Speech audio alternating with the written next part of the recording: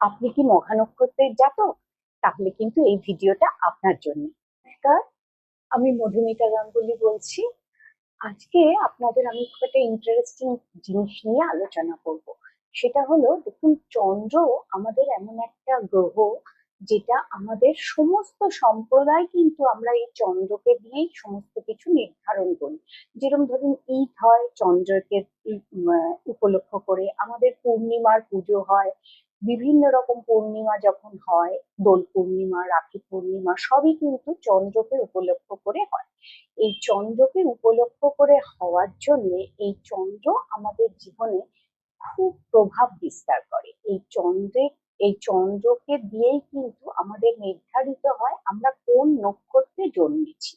আমাদের জন্মের সময় আমাদের চন্দ্র যেই নক্ষত্রে অবস্থান করে সেটাই কিন্তু আমাদের জন্ম নক্ষত্র নির্ধারিত হয়। সেই নক্ষত্রকেই আমরা জন্ম নক্ষত্র হিসেবে ধরি, এবং এই জন্ম নক্ষত্রের উপর নির্ভর করে আমাদের কিন্তু দশা, অন্তর্দশা, সমস্ত কিছু এইভাবেই ক্যালকুলেশন করা হয়। এবার দেখুন, আপনারা আপনাদের জন্ম ছকে যদি খুলে দেখেন, দেখবেন চন্দ্র যে কোনো ঘরেই চন্দ্র থাকুক, আমাদের টোটাল 12টা ঘর, 12টা ঘরের মধ্যে যে ঘরেই চন্দ্র থাকুক, সেই চন্দ্রের পাশে দেখবেন একটা সংখ্যা লেখা থাকে। সেই সংখ্যাটাই হলো চন্দ্রের নক্ষত্র। যেরম ধরুন, অশ্বিনী, ভরণী, কৃত্তিকা, রোহিণী, মৃগশিরা, আদ্রা, এইভাবে পরপর 27টা নক্ষত্র আমাদের আছে। এবার সেই নক্ষত্র অনুযায়ী আমাদের জন্ম নক্ষত্র যে নির্ধারিত হয়, সেই নক্ষত্রের কিন্তু খুব জীবনে আমাদের গুরুত্ব। একটা জ্যোতিষ শাস্ত্র আছে যাকে আমরা বলি নাক্ষত্রিক জ্যোতিষ। সেটা কিন্তু পুরো এই নক্ষত্র হিসেবেই কিন্তু মানুষের জীবনের সমস্ত ওঠা পড়া ক্যালকুলেশন আমরা তৈরি করি। এই নক্ষত্র আমাদের জীবনে খুব ইম্পর্টেন্ট একটা রোল প্লে করে। আমি যে চিন্তা করেছি এই নক্ষত্র সম্বন্ধে আপনাদের একটা একটা করে বলবো। আজকে যেরকম আমি বলবো মঘা নক্ষত্র সম্বন্ধে। এবার আপনারা যদি আপনাদের নিজেদের নক্ষত্র সম্বন্ধে জানতে চান, আপনারা আমাকে কমেন্টস করবেন।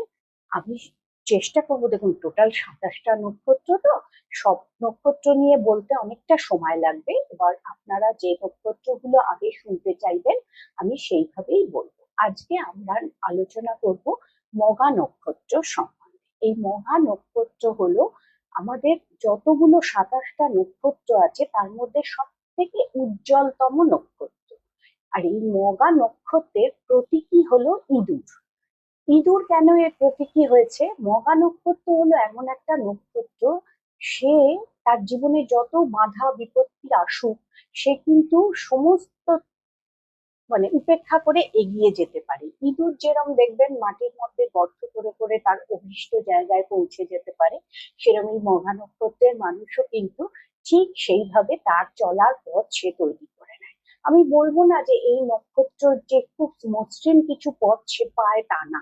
সে উর্বর, বাধা যাই পাক, কিন্তু তার চলার পথটা সে নিজে তৈরি করে নেয়। আর এটা হলো সব থেকে উজ্জ্বলতম নক্ষত্র। এবং এই নক্ষত্রের মানুষজন ভীষণ আত্মাভিমানী হয়।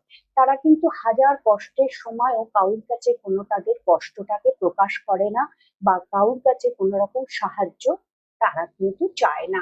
উল্টে তারা চায় সবাইকে তারা সাহায্য করে সবার যাতে ভালো করতে পারে। তার নিজের দুঃখ কষ্ট সে কিন্তু খুব একটা কিছু কোনো সময় প্রকাশ করে না।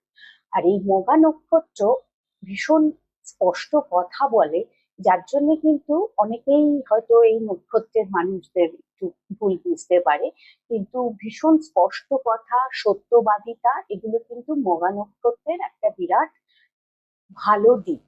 এই মঘা নক্ষত্রের যেরকম প্রতিটা রাশির একটা করে দেবতা আছে, সেরকম এই মঘা নক্ষত্রের কিন্তু যেহেতু কেতু আছে, মঘা নক্ষত্র কেতুর নক্ষত্র, এই জন্য এখানে কিন্তু যারা মঘা নক্ষত্রের জাতক জাতিকা তারা কিন্তু ধূমাবতীর পূজা করতে পারে। ধূমাবতী হলো কেতুর নক্ষত্র। আর একটা কথা বলি, আমরা অনেকেই বাড়িতে দেখবেন ছবি টাঙাই, অনেক ফটো ফ্রেম দিয়ে বাড়ি সাজাই।